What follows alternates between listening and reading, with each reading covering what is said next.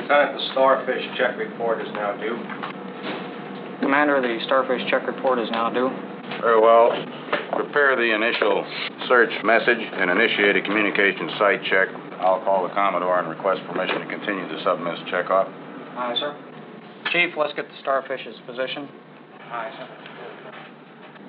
Commodore, Starfish check report is now overdue. We do not believe it to be a communications problem. Request permission to continue the submiss countdown. Starfish is operating in area Sierra 8. Aye, sir. Best latitude is 20. Chief Young, recall all staff members on the submiss checkoff list. Commander, the execution message is ready for release. Very well.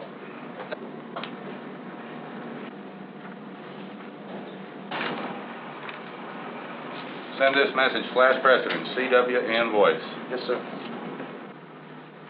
Mr. Hamilton, notify the Search and Rescue Center and request an air search.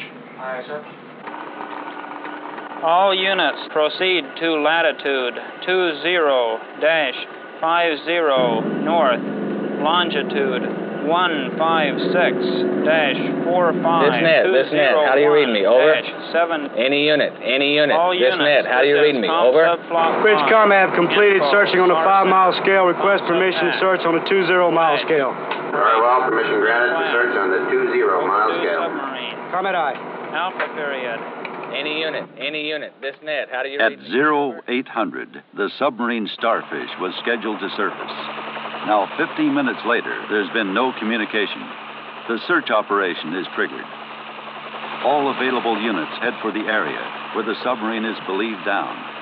Among them, an ASR, keystone of the Navy's submarine rescue operations, whose officers and men have the experience needed to tackle this emergency without delay.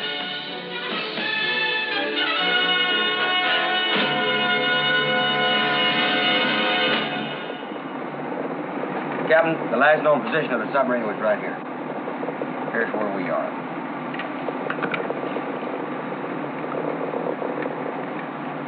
Recommend course 045.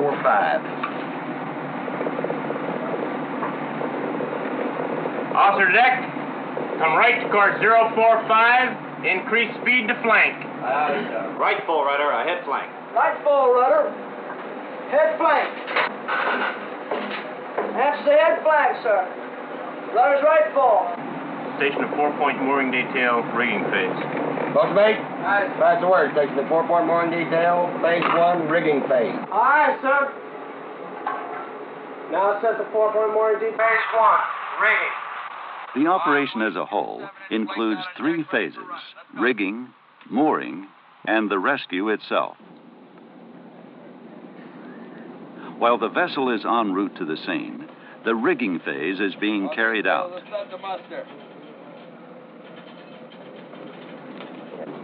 Color-coded nylon line is faked out on deck for each leg of the moor.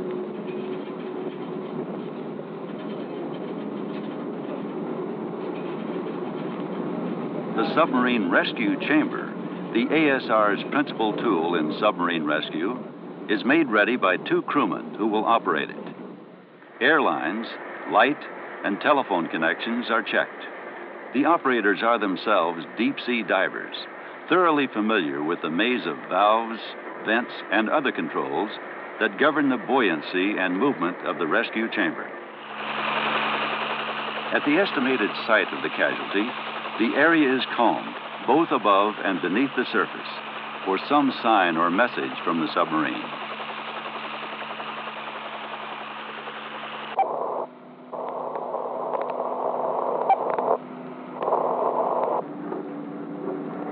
Rigging has to be assembled for the moor. Chain is hauled out of the locker. Each length is connected to one of the 4 anchors hanging ready in their hawse pipes.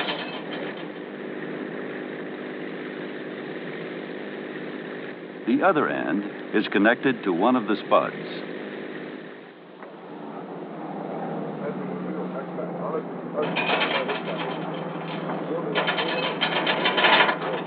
Every available man joins the lookout. There it is, a red flare from the sunken submarine. Starfish, this is Pelican. I have sighted your flare and am closing you at this time. Pelican, this is Starfish. I am unable to surface. Break. I hold you bearing 220, 7,000 yards from me. Over. Starfish, this is Pelican. Request you release your messenger boy. Over. Pelican, this is Starfish. Roger, out. The submarine located, the rescue operation begins. This buoy brings up a 7/16-inch stainless steel cable that will be the submarine's lifeline during the rescue operation.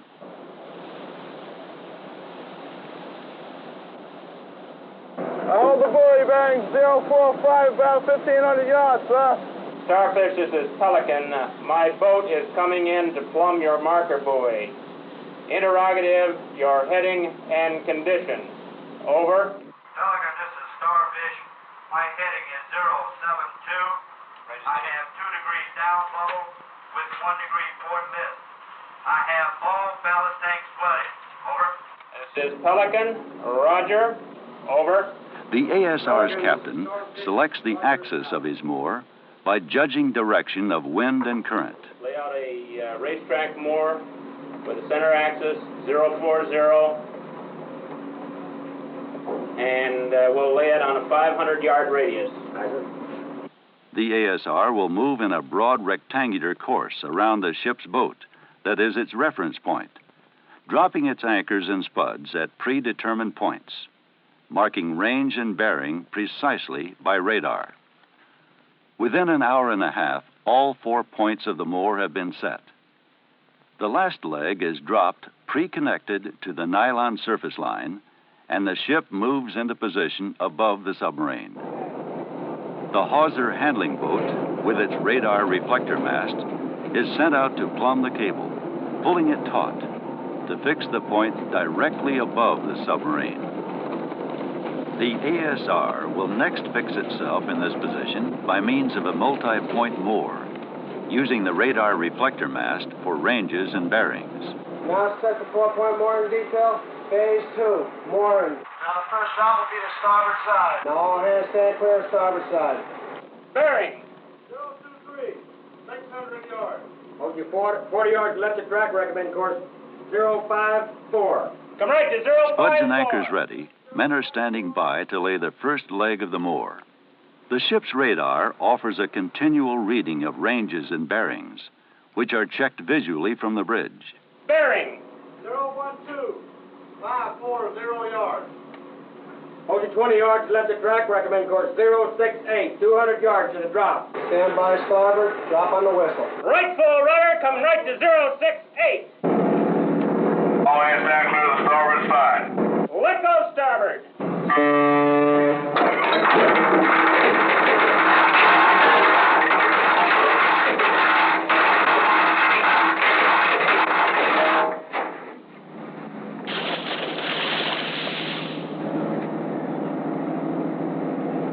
Next drop will be to port, 500 yards to the drop.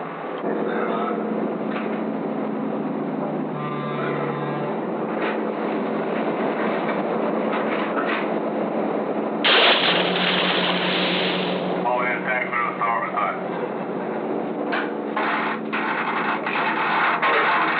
Go for it.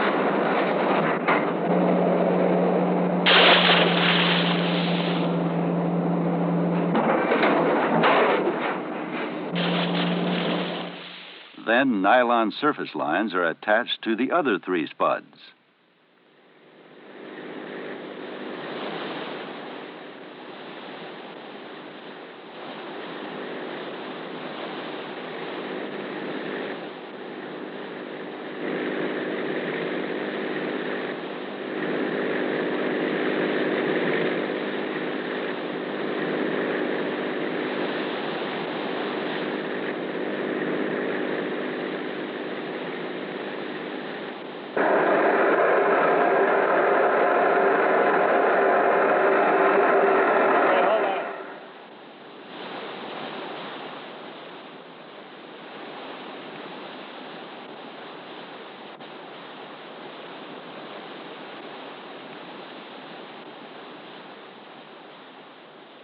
The ship is moved into position above the submarine and sets taut in the moor, with the ship's head in the axis of the moor. Now, the messenger buoy from the submarine is hauled on board. That's good.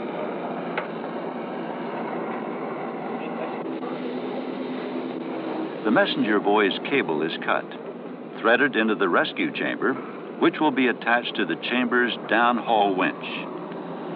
Together with the chamber, the ASR has the divers, the equipment, the deep reserves of air needed to sustain the rescue operation. The diving station is being set up nearby. Dump valve's locked, switch cock is open, exhaust valve set 2.5 turn. I'm going to put you on a stage, put you over the side, check yourself out, swim to your descending line, go to the bottom, take a blow, and check out the submarine. Together with the chamber operators, every one of the divers aboard the ASR is preparing to join in the highly concentrated effort that lies ahead. A diver goes overboard to examine the cable, foot by foot down its entire length. He must confirm that the cable is free of any sign of weakness and that it is not fouled on the submarine.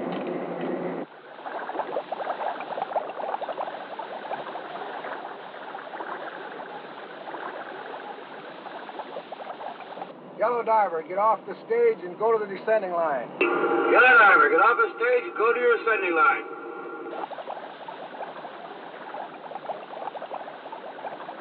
Yellow diver, on the descending line. Yellow diver, going down. Let me know when you reach the bottom. Yellow diver, leaving the surface. Okay, yellow. Okay, yellow.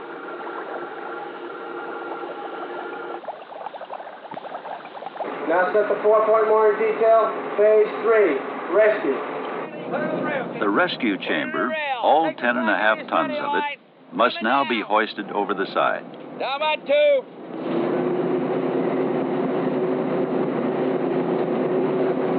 Bring her in.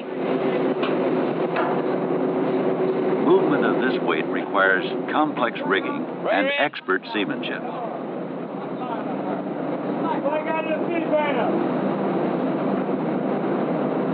Now the operators climb aboard. Take the slack out of your steady lines and hold them. The hatch is secured, and they're on their way. This rescue operation is relatively simple, but to put it into practice requires intense and exacting effort.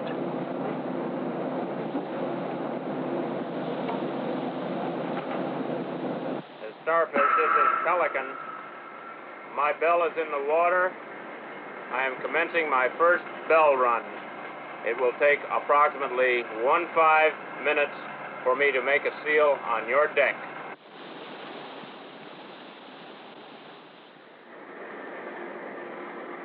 Outside in the bell. Start to the checklist. Upper hatch closing dog.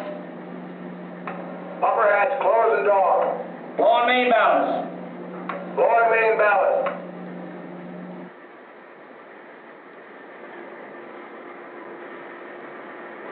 Main ballast blown. Main ballast blown. Going down.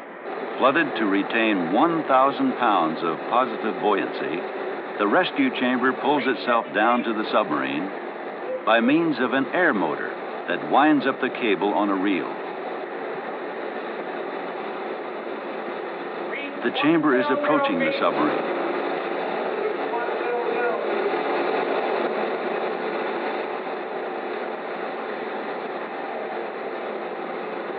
Race 150 feet. Submarine in sight. The operators adjust the attitude of the chamber to the slight list of the submarine. The chamber fits perfectly over the escape hatch, as it was designed to do. To hold the chamber tightly against the submarine, they flood the ballast tanks, blow the chamber's lower compartment, and vent it to normal atmospheric pressure. The pressure of 200 feet of seawater squeezes the chamber's rubber gasket around the hatch, making a firm, tight seal. Topside in the bell. On the bottom, seal made. unable to communicate with Submarine. Request you add Submarine status of pressure in the boat. Over. Annabelle, the pressure in the submarine is 14.7 pounds. Pressure in submarine 14.7 pounds. Request permission to open lower compartment hatch. Pressure granted.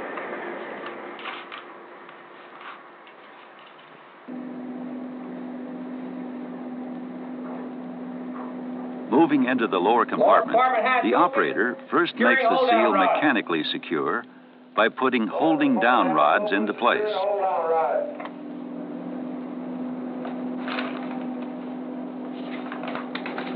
When bolting down is completed, the chamber becomes an integral part of the submarine. The downhaul cable is slacked off, and the fairlead assembly moved out of the way. No pressure indicated.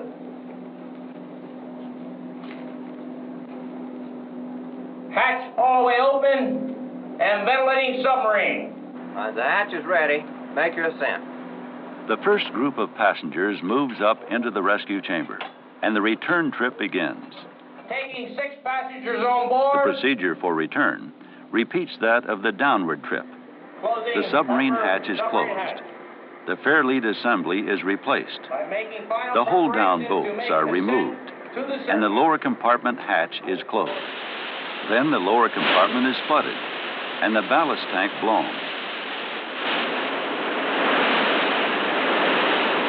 Inside the chamber, the crew is fully protected against exposure to the sea and gross variations in pressure.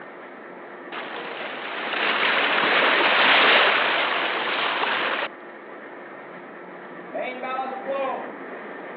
Seal broken. Leaving the bottom. Leaving the bottom.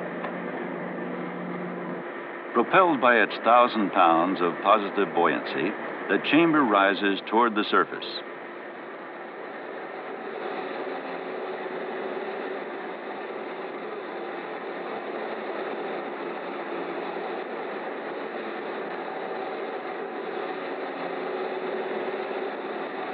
During the upward trip, the air motor is used only as a brake.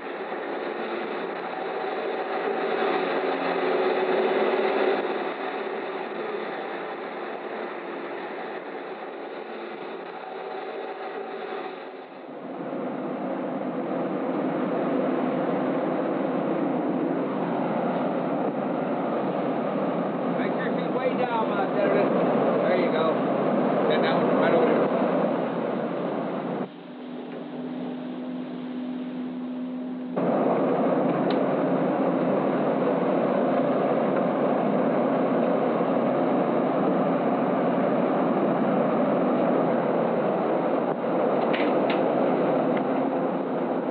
Should be above that one. It should be above it. Take it off there and put it above that one. When the men are safely aboard the ASR, the chamber takes on more ballast and quickly departs on its second trip. Once again, the operators begin to go through the detailed procedure that will bring them down to the submarine for a second load of passengers. The rescue chamber rides down and back like an undersea elevator until all of the crew have been brought off. The operators have kept alert by constant practice, and they have the skill born of long experience in deep-sea diving. They understand the forces prevailing in the depths of the sea, the bypass and backup systems their chamber offers in event of a casualty. The rescue operation moves steadily forward.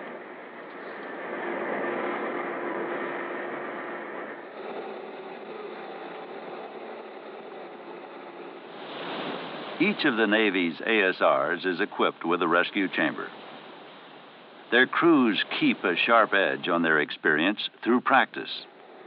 In this exercise, at 100 feet, a chamber is mating with a false seat, a mock-up of a submarine escape hatch.